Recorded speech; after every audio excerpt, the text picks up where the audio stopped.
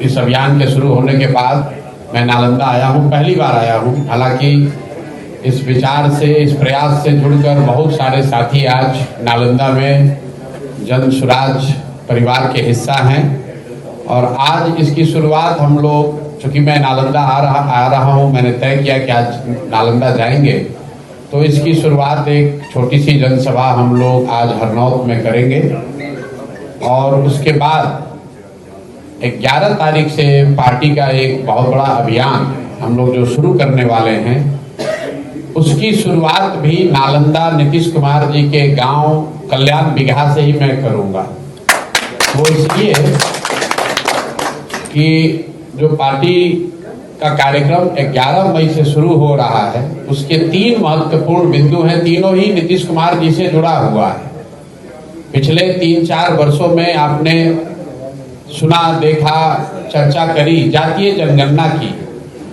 तो जिस जातीय जनगणना का रिजल्ट 2 अक्टूबर 2023 में आया, 7 नवंबर 2023 को विधानसभा के पटल पर रखा गया। 24 नवंबर 2023 को नीतीश बाबू ने घोषणा की कि जातीय जनगणना के आधार पर करीब 94 लाख परिवार, जिनको पिछले 25-30 साल में विकास की यात्रा में जो लोग छूट गए हैं, उन परिवारों को 2 लाख रुपए प्रति परिवार के दर से मदद दी जाएगी।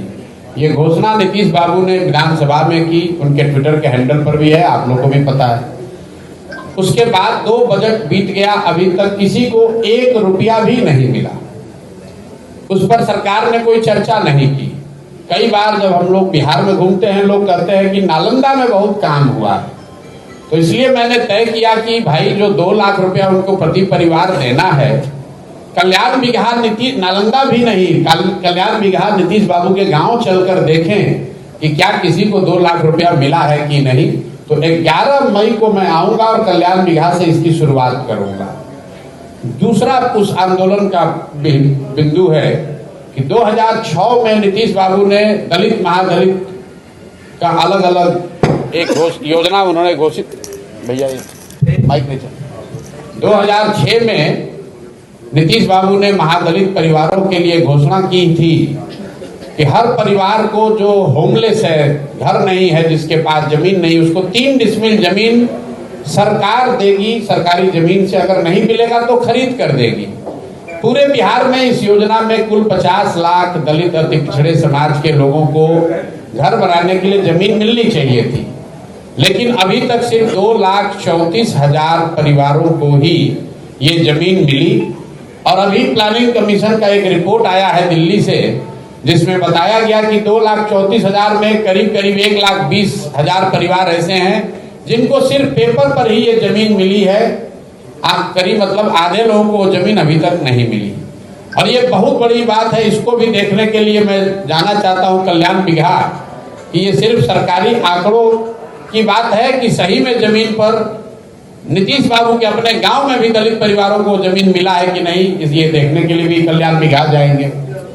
तीसरा आंदोलन का मुद्दा है कि यहाँ भूमि सर्वे हो रहा है, नालंदा में भी हो रहा है, पूरे राज्य में लोग त्राही कर रहे हैं। पिछले 3-4 वर्षों में लैंड डिजिटाइजेशन के नाम पर भूमि सुधार का क्या जो कार्यक्रम नीतीश बाबू की सरकार ने शुरू किया है, इसमें हर दिन हालात ये है कि कोई घर ऐसा बाकी नहीं है जिसमें घर में परिवार में झगड़ा न लगे।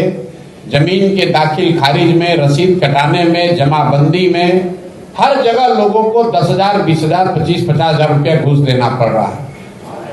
हालात ये हैं कि आप लोग तो पत्रकार हैं, रोज देखते होंगे कि बिहार सरकार में राजस्व विभाग जो है वो उनके जनता से धन उगाही का सबसे बड़ा सोर्स बन गया है।